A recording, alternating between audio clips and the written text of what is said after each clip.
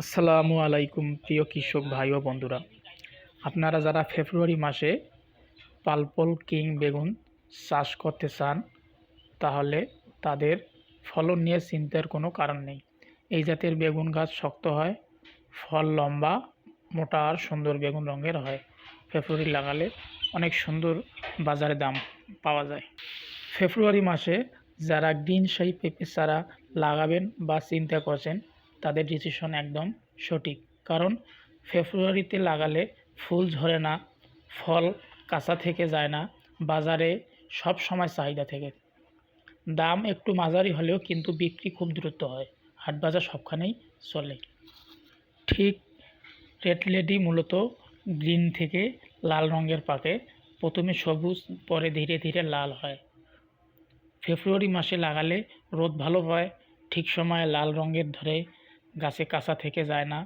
খেয়াল রাখবেন, গাছে ফল আসার পর নিয়মিত পানি, হালকা সার ব্যবহার করলে রং সুন্দর হয়।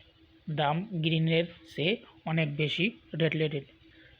ফেব্রুয়ারি মাসে ইয়েলো লেডি সবচেয়ে ভালো একটা পাপিয়াস জাত, কারণ রং উজ্জ্বল হলুদ, ফল মোটা ও ভারী, দেখতে খুব সুন্দর।